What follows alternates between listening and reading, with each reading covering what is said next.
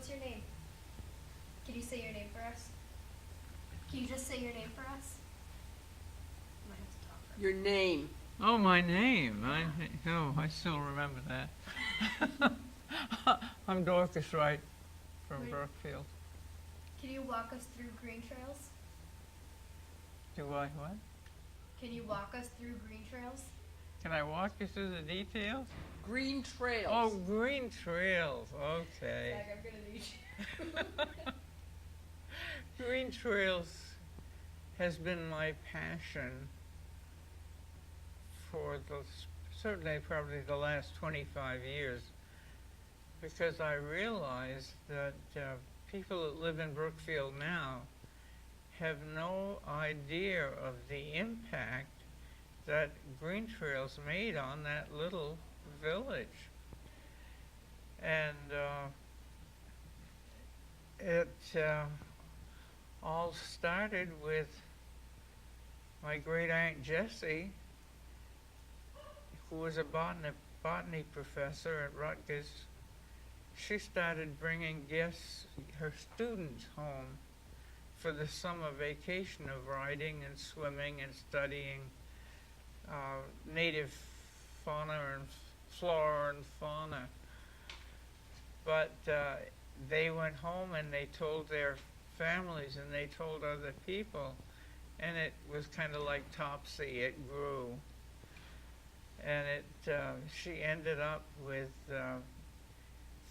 owning 3 houses, renting a couple when they were really busy, owning the Fork Shop, which they turned into a restaurant to feed their guests. In the 40s, after war was declared, we were very busy because people could get on the train and come into Randolph. My father'd pick them up in Randolph and bring them to Green Trails, and a lot of them would stay for the summer or stay for a month. They'd bring their kids, and their kids would work in the barn or in the dining room, and Mom would sit and read and enjoy the leisure and the company. We could take probably about 40 people if they combined right, so the rooms went further.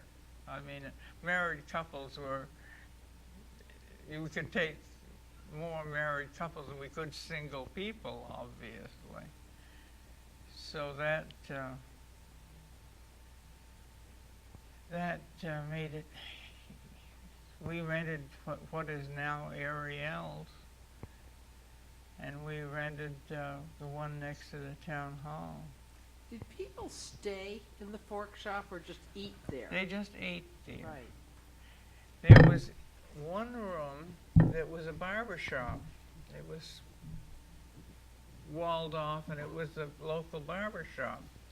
And that she turned into a dining room for the help. So the help ate there, and the rest of the guests ate in the main part of the Fork Shop. That was in the 40s. Then by the 60s, we came back in 1966, I did, and at that point my dad had inherited the business, and the Fork Shop had been turned into a combination, feeding of the guests and also a restaurant.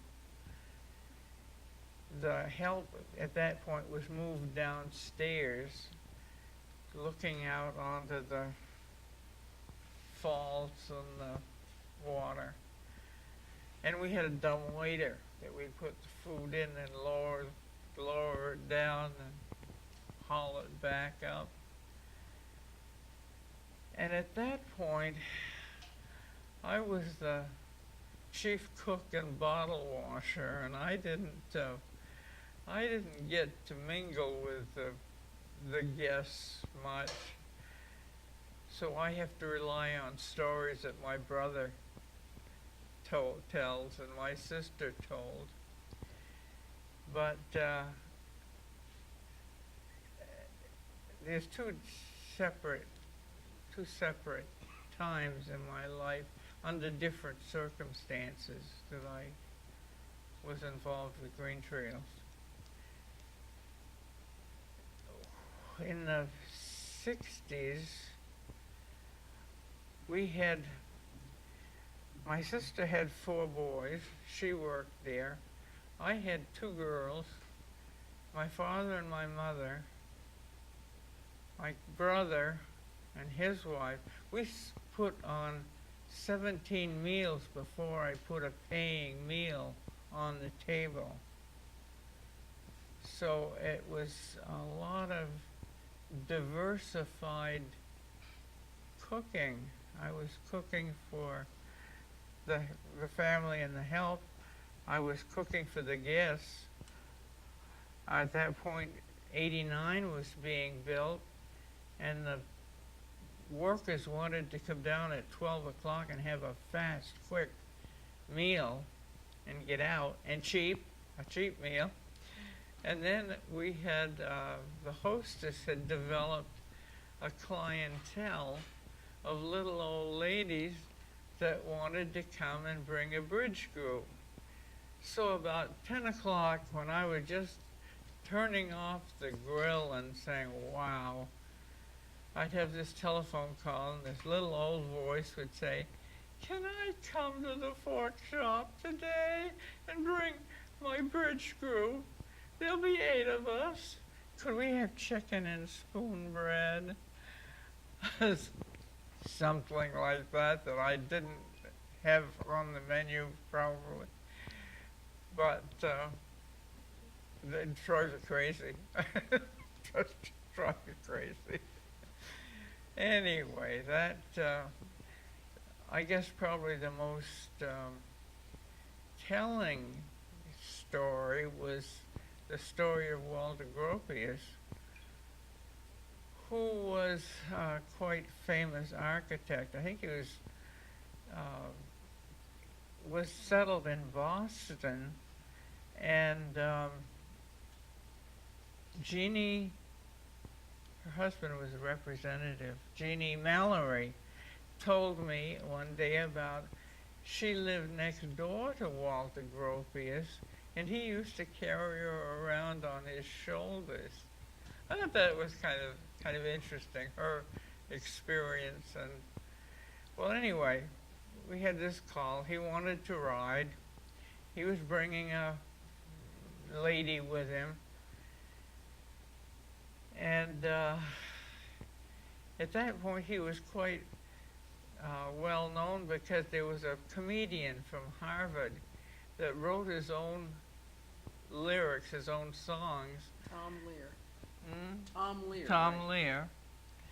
And they were very popular and very funny, and he had written one about Alma, the most beautiful woman in Europe, who was married 3 different times to a famous architect, a famous composer, and an artist. Well, we immediately wondered if the lady that was coming was Alma. Obviously, she was much younger, and she could not possibly have been Alma. But he wanted to ride. So my brother said, well, and he wanted to ride a horse. He didn't want to ride a nag. He wanted to ride a horse. So we had a horse that was a good all-purpose horse. He'd adapt to anybody. So my brother built a ramp that he could crawl up the ramp and get onto the saddle.